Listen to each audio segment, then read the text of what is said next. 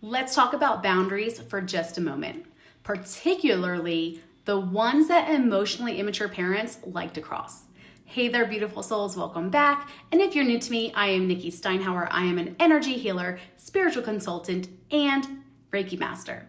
But most importantly, I am just your friendly guide along your journey to personal growth, emotional boundaries, and healing. Now, I want to start off with a question. Have you ever found yourself in a conversation with your parent and somewhere in the middle, you kind of feel like you've time traveled back in time, back to being a child? Suddenly, it's like you're the adult explaining basic emotional concepts while they're just kind of ignoring them. If this sounds familiar, this video is for you. So today, we're going to be diving into boundaries with emotionally immature parents, understanding what they are, why they're important, and most importantly, how to establish them for yourself without losing your sanity or your sense of humor. So go ahead and grab a cup of tea, a notebook if you want to take notes, and let's go ahead and get into it. But before we do, I just want to give you guys a little bit of a background, okay? A little secret. I have been there too. And I know how hard it is to set boundaries with emotionally immature parents. My own journey was full of frustrations, confusions, tears, and a lot of trial and error. But here's what I've learned. Boundaries are not about shutting people out.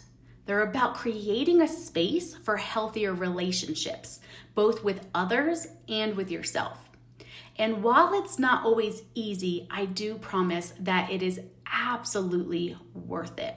So if you've ever felt guilty for setting boundaries, or if you're struggling with how to even start, go ahead and stick with me and we'll figure it out together. Let's go ahead and get into it, okay?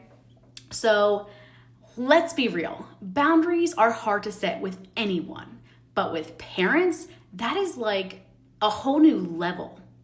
Why? Because they are the ones who taught us about relationships in the first place, whether they realize it or not. But here is the thing. Just because there are parents, it doesn't mean that they're always right. And it definitely doesn't mean that we have to sacrifice our emotional well-being to keep the peace. So today, I'm going to walk you through 8 basic boundaries emotionally immature parents often ignore. We're going to go through each one with love, compassion, and yes, a little sprinkle of humor. Because, let's face it, with this, if we don't laugh, we're probably going to cry. And nobody wants that, right? Okay, so first up, personal space. That magical thing where you can exist without someone barging in like that freaking house is on fire, okay? Or maybe your parent likes to call you 15 times a day, or they show up unannounced because why would you need privacy? Your family, they can come and go whenever they want. And here's what I've learned. It's okay to say, I need some space. In fact, it is extremely healthy. And if they don't respect that, that is a them thing. That's on them. That's not on you, okay? And next we have, this is a classic, okay? Listening without judgment. Picture this, you are just sitting there crying, pouring your heart out to your parent, and instead of empathy, you get, well, back in my day, or she's too sensitive. Here's the deal. You deserve to be heard, period. And if they can't listen without judgment, it is okay to set limits on what you share with them. And I would just say, just remember, their judgment isn't about you, okay? It's about their inability to process their own emotions, okay? I know this is a lot, so deep breaths, everyone. Now, when it comes to accountability, the one boundary they really hate, you know the type, they're gonna say, well, I'm so sorry that you feel that way, as if your feelings are the problem, not their actions and behaviors. But here's a tip. You do not need their accountability to move forward. You can validate your own experiences and release the need for their approval. Trust me, when you do it, it's absolutely liberating.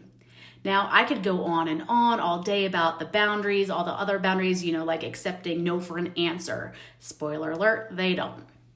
The emotional regulation, when they throw a tantrum and they're like, who's the parent here? And respecting independence because, you're not 12 anymore. That ship has sailed. But here's the key takeaway.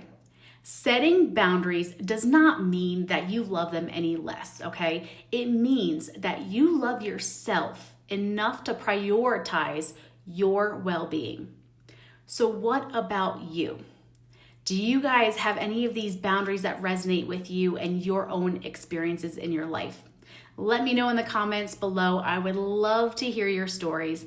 And if you're feeling brave, go ahead and share one of these boundaries that you're gonna start using today, okay? Don't forget to like, subscribe, share this video with someone who might need a little boundary setting inspiration. And let's go ahead and spread the love and the healthy boundaries together, okay? Just remember, boundaries are an act of love, both for yourself and for the people around you in your life. They're not easy. And they might not always be met with applause, but they are essential for your growth and for your happiness. So I just want to say thank you all so much for spending this time with me. You guys are all doing amazing, beautiful work, and I am so proud of each and every one of you. Until next time, take care of yourself. You absolutely deserve it. Bye for now.